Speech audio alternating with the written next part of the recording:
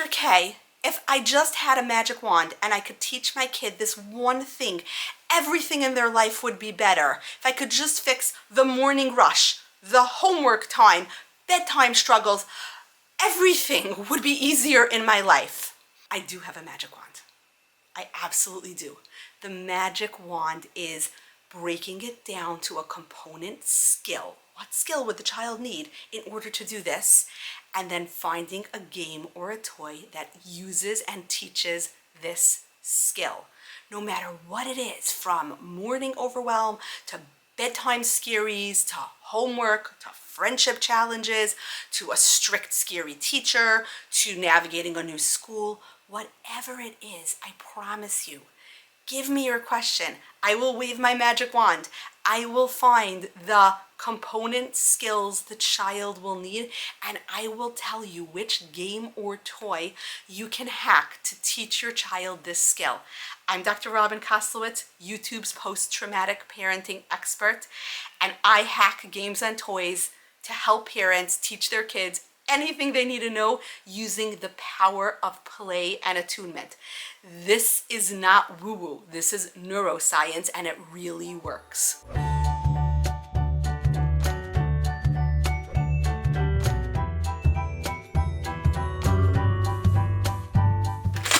What do you think this is? Looks like just a game of dominoes? What if I told you it was a secret parenting superpower, a secret tool that you didn't even know you have? I'm Dr. Robin Koslowitz, YouTube's post-traumatic parenting expert. And today I want to talk about toy hacking. Toy hacking is the way we take any game or toy and we use it to teach a child a skill.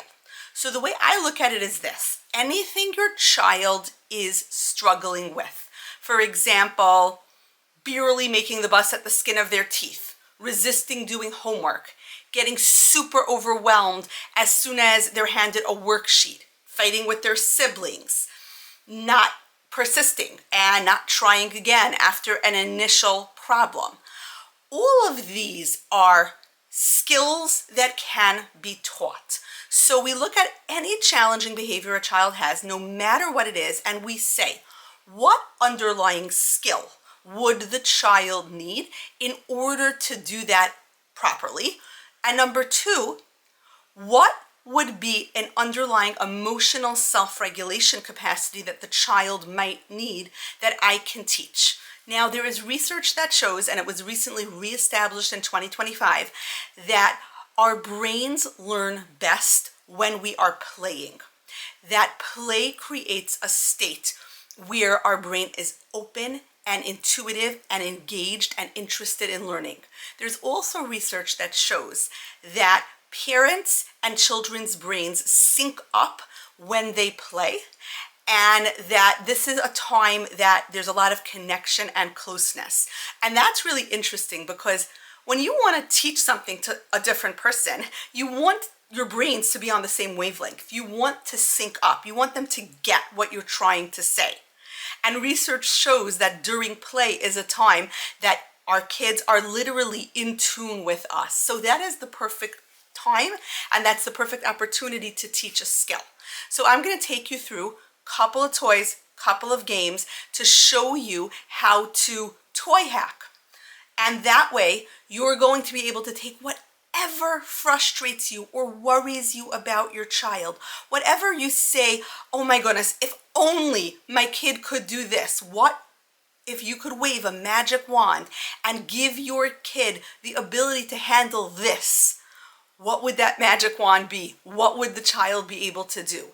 Any one of those things, from making the bus on time to handling homework struggles to dealing with jealousy of a friend, we can figure out the component skills or the component self-regulation capacities.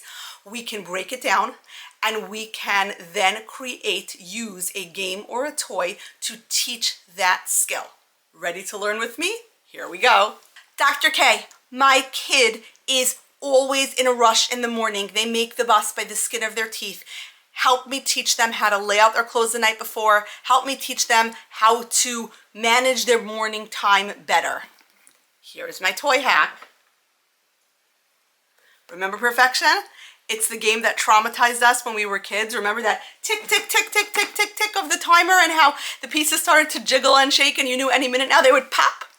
Well, what we were experiencing is the sensation of adrenaline and time pressure. And the thing is, when we're under time pressure, our brains get a little bit less smart. So what we want to do is we want to play a game of perfection with our kids and show them how they start getting more and more and more tense the closer we get to that pop, and they're like ready for the pop and they're all tensed up, and that makes their fingers actually fumble with the pieces. It makes it a little bit harder. Then we can show them strategies that make it easier. For example, we can group the shapes on the side of the board so that they are closest to where they're going to fit in. So if I have the star, I'm gonna put the star right next to where the star is. That way, when the timer starts, I have time because it's set out appropriately. Then we talk about the morning. You know how in the morning, you're always in a rush and you feel so stressed out, and then your brother gets in your way and you trip on his shoe and you start yelling at him, and then you spill your milk and then you have to quickly change, and then you can't find your homework folder. That's adrenaline, the same feeling we get in a fun way when we play perfection. So here's what we're gonna do. The night before, if you lay out your clothes, if you pack your lunch, if you put your backpack by the door with your shoes right next to your backpack, then guess what? In the morning, you don't have so much adrenaline, and the morning, your brain stays smarter. The morning goes smoother, and then life is so much better for you. So let's take the adrenal response that we have, where when we're so adrenalized, we're not very smart, and let's learn from that to keep our adrenaline levels low in the morning. And the way we keep them low in the morning is preparing whatever we can in advance, just like putting the shapes on the sides closest to where they're gonna fit in is a very smart strategy because it lets us finish the board before the timer pops. This is Connectix. These are Connectix tiles. Dr. K, what do I do? My kid does not seem to see that what he experiences are a consequence of what he does. He doesn't seem to get it. He's constantly saying, but it's not my fault. How do I help him see that very often it is his fault? No one's mad at him. No one's punishing him. No one's yelling at him. But indeed, it is his fault. So you take your Connectix tiles, you take a dry erase marker. On each tile, you write something that the child did that led to a certain outcome. For example, forgot to let the dog out in the morning. Had to clean up the accident that was all over the kitchen floor when I came home. Was running late now to soccer practice. Coach didn't let me play right away. I had to first run laps around the pitch. You see how we're showing you what we call in dialectical behavior therapy, DBT, a behavior chain analysis. This is a very shame-free way of showing a child this led to this, which led to this, which led to this. This also helps with children because sometimes the underlying capacity that's lacking is the sense of time as a box. This is a box. It only fits 2 of these Connectix tiles, right? I cannot fit 3 in, even if I try, right? Time is like that too. So if when you come home from school, you have to clean up the mess that the dog made, and you have exactly an hour to get to soccer practice, but 20 minutes of that hour is now spent mopping the floor, cleaning the floor, dealing with the dog, all of that, then guess what? You only now have 40 minutes to get everything ready and get to soccer practice, and maybe soccer practice is half an hour away. You're not going to make it on time because you couldn't fit anything else in this box. So the idea is, depends what capacity we're looking at, but the ability to learn from our past behavior, a lot of times we don't do that because of shame. We're embarrassed and we don't want to analyze critically what we did wrong because it feels like we're getting yelled at. It feels like we're getting criticized. When in fact, the best thing to do is to do an error analysis and figure out, wait, what went wrong that I made it late to soccer practice? This is also a skill called internal versus external locus of control. If you have an external locus of control, you believe that everybody in the world can influence your life. If you have an internal locus of control you believe that you mostly influence your life. So if you want to walk around for the rest of your life with an external locus of control, believing that you could not influence the fact that the coach didn't pick you or that you had to run laps and he just chooses favorites, it's very disempowering. If you say, yeah, I've learned from my mistake. Next time I am going to simply leave on time. I won't get there late. Coach won't make me run laps. I might get picked for the first team. My legs won't be so tired. I will then do better in practice.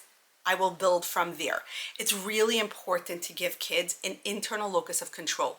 We sometimes worry that if we give them feedback on their behavior and we create this behavior chain where this led to this, led to this, then they'll feel shamed and blamed and they'll feel like we're yelling at them.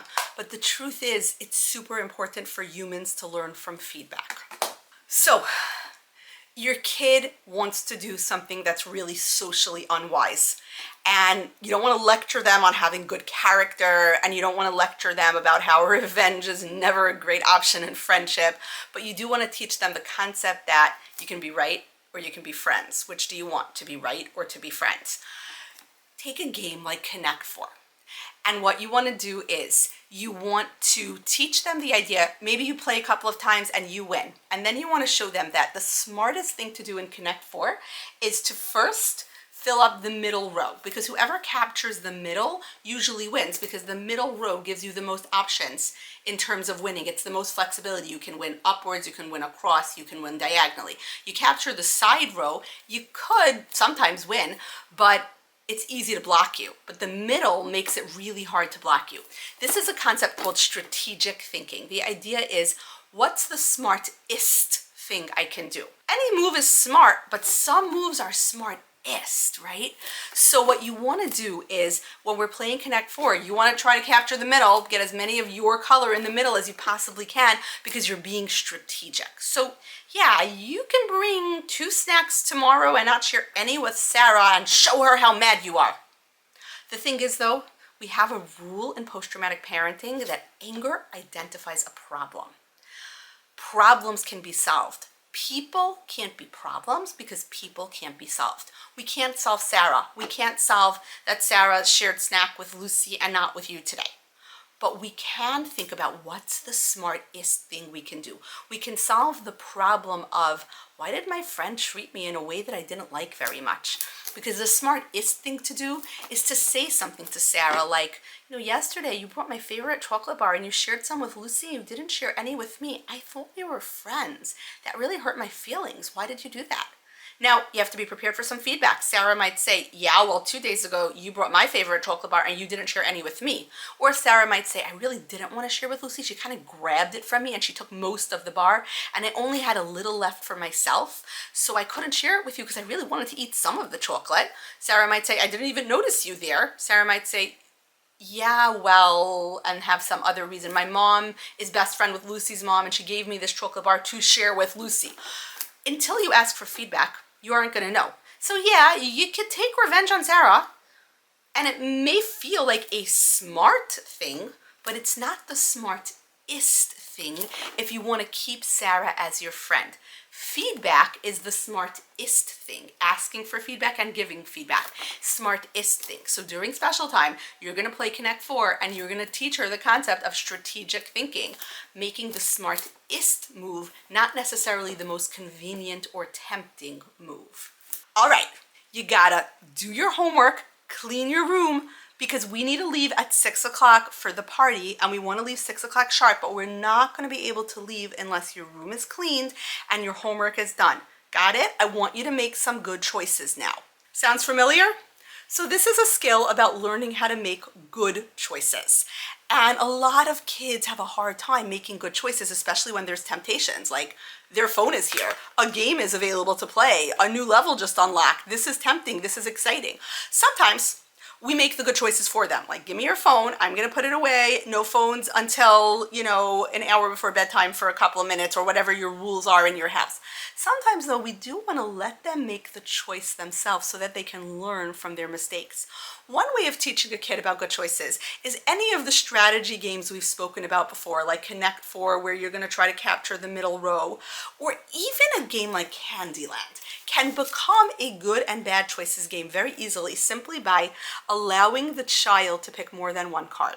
See, in Candyland, if you pick more than one card, then there's always an advantage. Let's say you pick a red and then two greens. It's always smarter to do the furthest one first, right? So if the red is the furthest from where you are, go to the red first, then do the two greens. If green is closer, it doesn't make sense to do the two greens first and then the red, because you'll be a little further back on the board. So this teaches this idea that when you make a good choice, it really has a cumulative effect in terms of the progress that you make moving forward, so that you can then succeed in what you're trying to do. The party's kind of like the candy castle, right? We're really trying hard. We want to get to that candy castle. We can't get to the candy castle until we walk through the forest. The way we walk through the forest is you got to do your homework and clean your room, because we're not leaving. And parents, here's how to avoid child abuse. If you said we're not leaving until the homework's done and the room is clean, don't leave until the homework's done and the room is clean. You can validate their distress all day long, but otherwise they don't learn how to get to the candy castle.